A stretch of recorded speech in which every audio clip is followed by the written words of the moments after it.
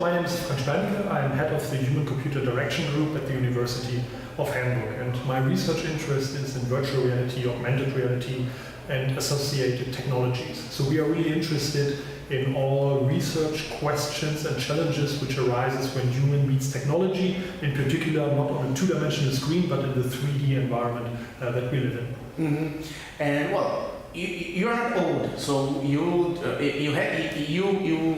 saw that kind of technology in the 70s with your eyes, no?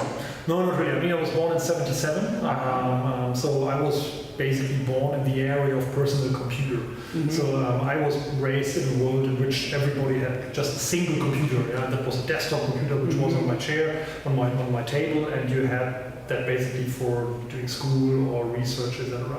And what we observe now is the transition to the next paradigm, which is called natural user interface. How can you see a near future in the ways that people are going to interact with devices in real life? Yeah. So what we see nowadays is the area of mobile phones or smartphones, right? So we have these devices, and with those devices we interact. And I think due to the different paradigms that we have observed already in the past, the next paradigm might be something which is a little bit smarter than we have nowadays. It might be a little bit more natural than we have nowadays. It might also be a little bit more social than we have nowadays. So I'm envisioning technologies like contact lenses or smart glasses which I'm wearing, where I see all the digital information, where I actually want to see them in the real world, superimposed, not on this small screen here. It's possible. It is possible. I mean, we have this technology already today. Yeah? So it's HoloLens from Microsoft is a prominent example, or the Magic Leap device. The problem is they're still very bulky and heavy, and the visual quality is not that perfect, the tracking is not perfect,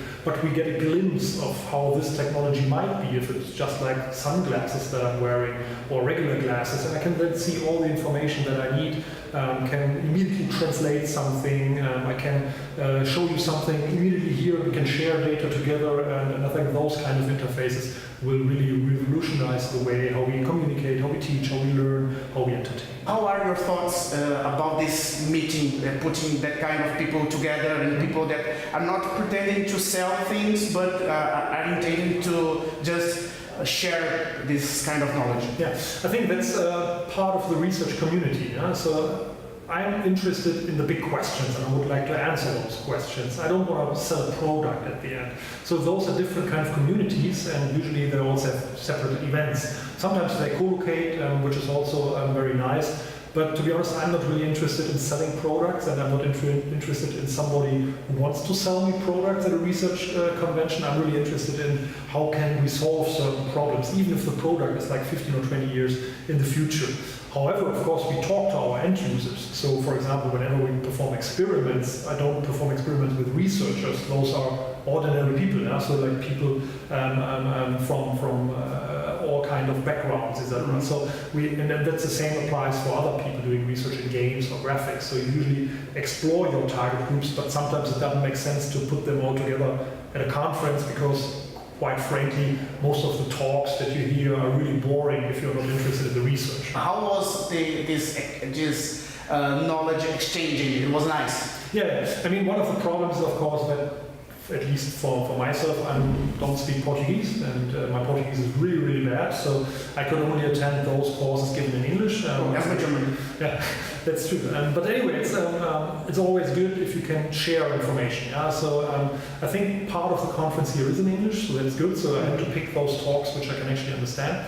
And but on the other hand, it's also sometimes not so easy to give a research presentation in a language which is not your native language. So we also have the same in Germany, that we have German research conferences in which you talk slightly different as if it would be an international one, because you can really phrase exactly the things how you would like to phrase them if it's your native language.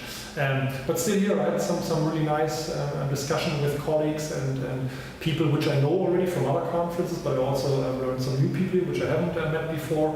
I was also chairing a session, so that was also a nice experience here. So there were young master and PhD students presenting their work, and I was kind of moderating and interviewing them about their state of the research.